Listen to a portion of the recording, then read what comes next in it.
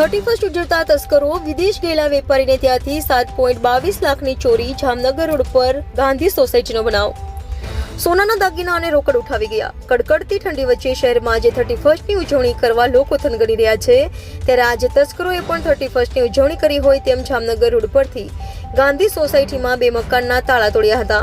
વિદેશ ગયેલા વેપારીના મકાનમાંથી તસ્કરો સોનાના દાગીના અને રોકડ મળી કુલ રૂપિયા 7.22 લાખની ચોરી ગયા હતા. જ્યારે આ જ વિસ્તારમાંથી વર્ષોથી બંધ પડેલા મકાનને નિશાન બનાવાયું હતું.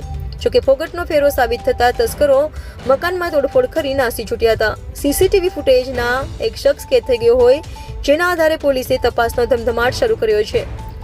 યાજ્ઞિક રોડ પર ફ્લિપકોર્ટના ગોડાઉનમાંથી 4 કર્મચારીઓએ 14 મોબાઈલ તપડાવ્યા. જાણભેદુ હોવાની શંકાએ પોલીસે તપાસ કરતા કંપનીના જ કર્મચારીઓની સંડોવણી ખુલી. શહેરના યાજ્ઞિક રોડ પર ફ્લિપકાર્ટના ગોડાઉનમાંથી રૂપિયા 3.59 લાખના 14 મોબાઈલની ચોરી થયાનો બનાવ પોલીસ ચોપડે નોંધાયો હતો.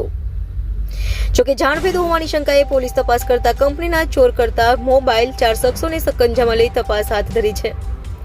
રિપોર્ટર ભરત ભણવા સાથે લખાભાઈ મૈત્રા, ઇન્ડિયા 24 ન્યૂઝ, રાજકોટ.